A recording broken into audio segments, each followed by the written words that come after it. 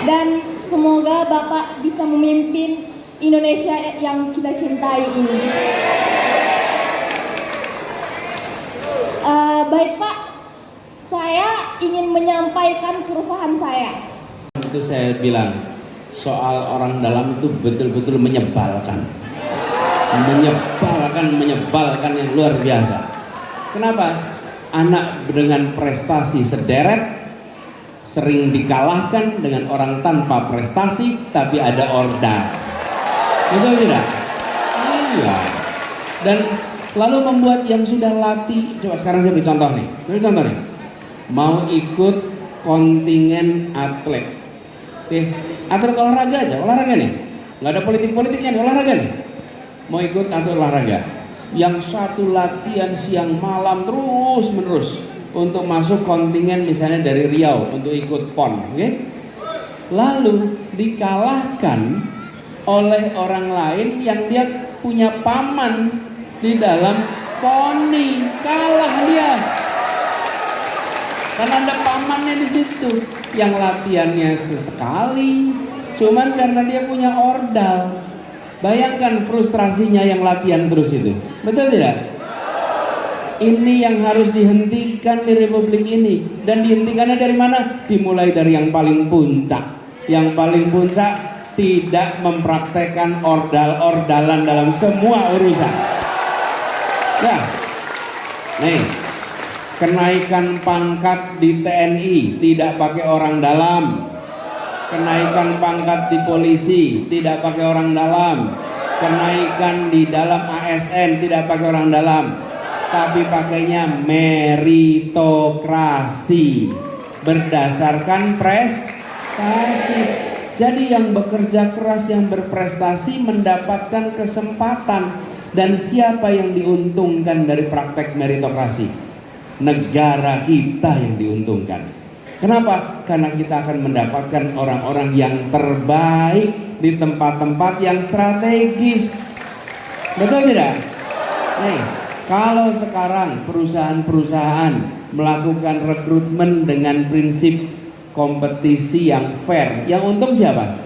Perusahaannya. Dia nanti akan merekrut orang-orang yang berprestasi. Tapi kalau perusahaannya membiarkan pakai ordal, yang di dalam siapa jadinya? Iya, yang pokoknya punya kenalan, punya kerabat, betul tidak? Jadi Tika, salah satu komitmen kami adalah kita ingin mengembalikan dan menjadikan meritokrasi sebagai prinsip yang paling dasar untuk Indonesia maju, untuk Indonesia berkembang. Tapi itu tidak bisa dimulai dari bawah, itu harus dimulainya dari atas. Kalau yang dari atas tidak mempraktekkan, maka yang di bawah juga tidak akan mempraktekkan. Ini saya ceritakan kemarin. Tadi malam saya bilang, keluhan dari guru-guru ketemu saya 2 mingguan yang lalu. Pak, ini kami guru-guru honorer direkrut jadi P3K. Tapi yang diangkat adalah mereka-mereka yang punya ordal.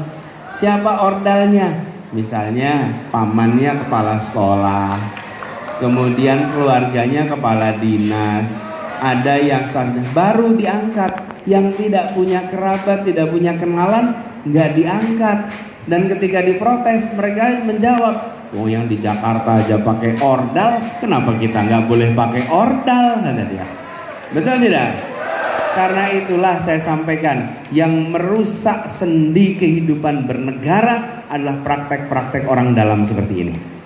Itu tidak boleh diteruskan dan tidak boleh dibiarkan. Komitmen kita akan berantas praktek orang dalam, kita akan kembalikan prinsip meritokrasi, gitu ya. Terima kasih Pak, Indonesia butuh pemimpin seperti Bapak.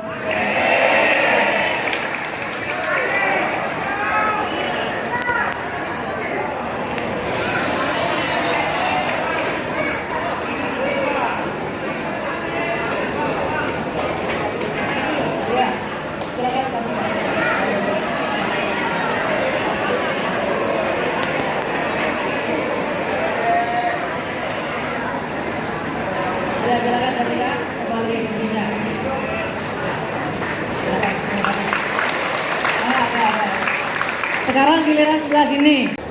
Sebenarnya apapun yang disampaikan Pak Anies, acaranya semuanya seru sekali, menarik sekali. Saya suka ada tempat untuk kami anak-anak muda dan pedagang-pedagang kecil untuk bersuara. Terima kasih. Kalau tempatnya lokasi pemilihan pasar bagaimana menurut kakak? Saya sangat menarik karena sangat jarang ya, biasanya di kampus, di sini, di pasar, bagus sekali sih, jarang-jarang. Tadi yang paling menarik apa tuh? Poin-poin apa tadi yang disampaikan Pak Anies? Sebenarnya semua poin menarik, tapi yang disabilitas itu keren sekali sih. Soalnya yang sebelumnya tidak pernah terdengar menyinggung soal itu. Oke. Dan sekarang ada kebijakan soal itu, kita semua harus bersyukur. Oke. Tadi sempet nanya ya orang dalam. Hah? Sempet nanya ya tentang orang dalam. Ya sempat, soalnya banyak kan, kayak saya juga kuliah, kayak mau memperjuangkan cita-cita tapi terhambat oleh orang dalam. Jadi apa sih yang bisa Pak Anies lakukan, ternyata wah luar biasa sekali. Oke. Terima kasih. Harapan buat anak-anak muda di luar sana, ada harapan atau pesan yang pengen disampaikan buat teman-teman anak muda? Pesan dan harapannya untuk kita kaum Gen Z itu jangan menyerah, karena yang penting dari kita dulu. Urusan orang dalam nanti Pak Anies bilang, kan tadi Pak Anies juga udah bilang nanti akan dari atasnya akan diberantaskan untuk masalah orang dalam. Jadi berjuang aja dulu. Kalau kita nggak berjuang, walaupun kita nggak punya orang tua, sama aja dengan nol gitu loh. Yang penting kita harus berjuang aja dulu. Oh ya, namanya siapa? Tiga. Tika. Kasih. Dari? Dari Rinci Jambi. Kasih.